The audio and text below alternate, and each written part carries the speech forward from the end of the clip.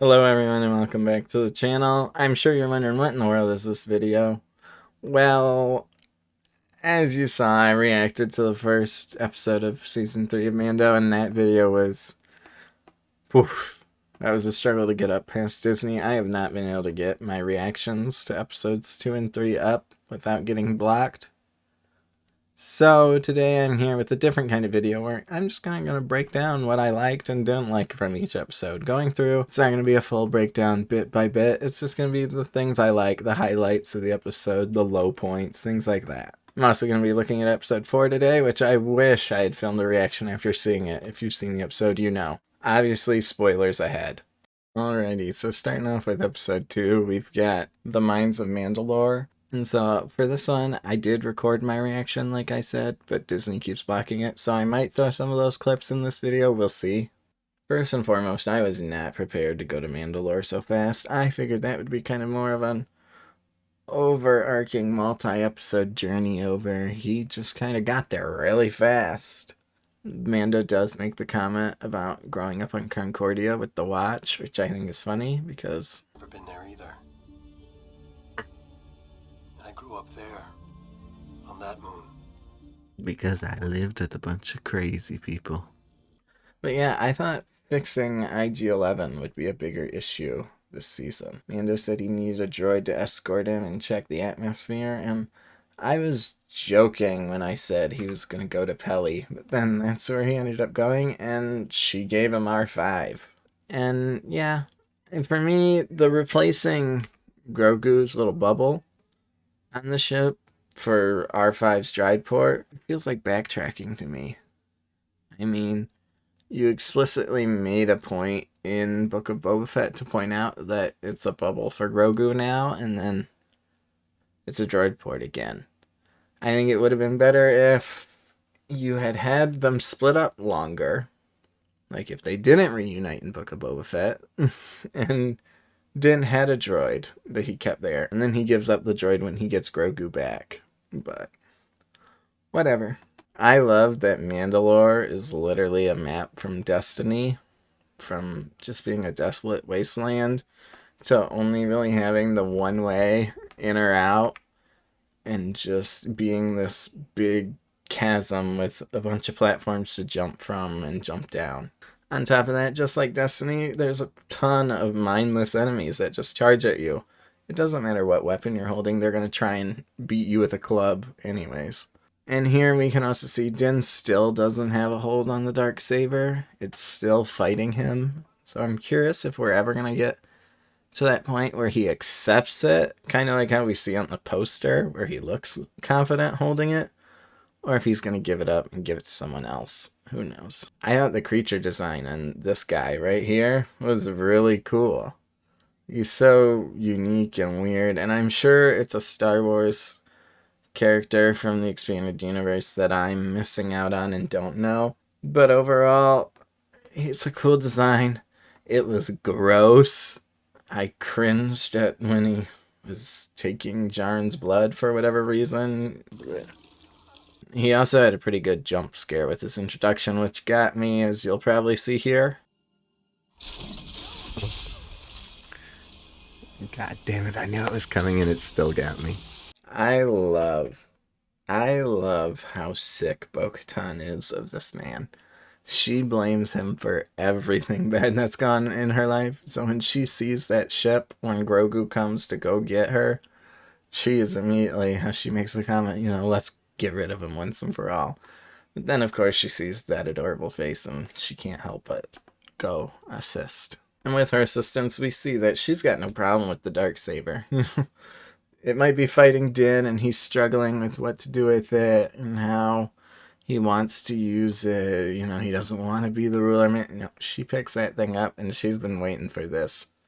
And she starts slicing and dicing. And so then after that, they make their ways to the Living Waters. And I thought that this was interesting because Bo is so kind of done with all this shit, you know. She's just kind of brushing it off. Well, for Mando, this is a big deal. And so he goes to take his bath in the waters, and he sinks like a lead brick, which I love that the internet couldn't decide whether he actually sank or if he was pulled under by something. I'm pretty sure he just sank because of all that Beskar. They say in the next episode how the chasm was never that deep. You know, it was kind of just a little pond. Him sinking was also another pretty good jump scare. In my heart. I can't keep doing this! And of course, when Bo-Katan goes down to get him, we find this terrifying nightmare of a creature, the Mythosaur, which I'm sure just blows Bo-Katan's mind, you know, leaves her questioning everything she believes in. It's horrifying that thing's down there, and no one knows. It's just like the real-life ocean. Don't go swimming in the ocean. So yeah, overall, I thought episode 2 was pretty neat. I could have used a little more scenery and change location throughout the episode. It's kind of just walking up and down the same hallway like 3 times with different characters. You know, Din and Grogu, Grogu going back, Grogu and Bo-Katan, Bo-Katan and Din, so forth, repeat, rinse and repeat. I could have used with some variation. The Mythosaur is really cool, and I'm curious how that's going to change Bo-Katan's outlook on all this. And so yeah, pretty neat episode. Okay, so jumping into episode 3, we've got chapter 19, The Convert. We open the episode here, and Bo-Katan doesn't tell Din or Grogu about the Mythosaur, which I guess makes sense. Grogu can't see that deep, and Din was unconscious. And overall, part of me questioned if it's because she's got ulterior motive. You know, is she saving it so that she can reclaim Mandalore herself or something like that? But honestly, I think she's just questioning everything, you know. She didn't believe in the Watch. She didn't believe in the Mythosaur. Any of this stuff, you know, this is all nonsense. Fairy tales to her. And now look at her. She came face to face with that thing. When the two return to Bo-Katan's planet, I forget what the name of it was, they find themselves in a dogfight with Imperial ships. It's a pretty cool scene. I actually really like it, especially with when Din jumps out of Bo's ship to go get his own so that they can double team him. It's a really cool fight. Unfortunately, it ends with Bo's castle going up in smoke. And while she wants to fight him off, she can't. They're outnumbered and they're forced to flee. And that's when we cut to Coruscant in the Senate, where we see Dr. Pershing, who we met previously working for Gideon. You know, he was the one trying to clone Grogu or learning about his blood, midichlorians, all that good stuff. During his speech to the Senate, Pershing makes an interesting claim talking about the health benefits of cloning, such as artificial organs and things like that. I think that's really interesting because I don't think that's been touched on. Cloning has always been a bad thing in Star Wars. You know, there's the debate of, are the clones people, do they have rights, stuff like that. And then we have in the new trilogy, you know, cloning brought about Snoke and the return of Palpatine and things like that. And so yeah, cloning's kind of always been bad juju. So it was interesting to hear someone talk positively about it. Now you might be wondering, wait, did you say he was working with Moff Gideon and he's presenting to the Senate? Yes, because with the New Republic, they've granted all of these Imperial officers who didn't commit anything too heinous like themselves, they've been granted amnesty. Those who served the Empire can now live in amnesty housing, and they have no name, they're given numbers. And they have pretty little rights, you know, they have a curfew, they can only go select places, they're basically on parole. And so I like this, because, I mean, this right here shows that the New Republic ain't that great, is it? They claimed that they're not the Empire and that they're better than the Empire, but look at what they're doing. I mean, assigning people a number? Yikes. And over the course of the episode, Pershing grows to hate the New Republic. And he's fed into that by Officer Kane here, a fellow comrade from Gideon's squadron. And so yeah, the two of them just continue to find all the flaws in the New Republic system. And Pershing can't believe that the New Republic is just going to destroy all of this life-saving research because it's the Empire, so it has to be bad. So with that, Kane comes to Pershing with the proposition to go steal some of the Empire medical equipment that's being destroyed. And of course, it's a trap. Kane set Pershing up so that he would be caught by the New Republic, and it looks like he's still working for the Empire, and she's the good, loyal, New Republic citizen who turned him in. And at the end of the episode, we unfortunately see Pershing get his mind wiped by Kane. I assume this is to cover up what the Empire is planning with their cloning, whether it be, we know these are setting up the sequel trilogy, so if it's Palpatine or Snoke, whatever the Empire's up to, they're covering it up. And then in the very closing minutes of the episode, Mando and Bo-Katan return to the Watch, where they can prove, using a sample, that they visited the Living Waters, and they're welcomed into the clan. So yeah, some of my overall thoughts, like I said, these Disney Plus shows are trying to fill in the blanks of the new trilogy, which I don't have a problem with.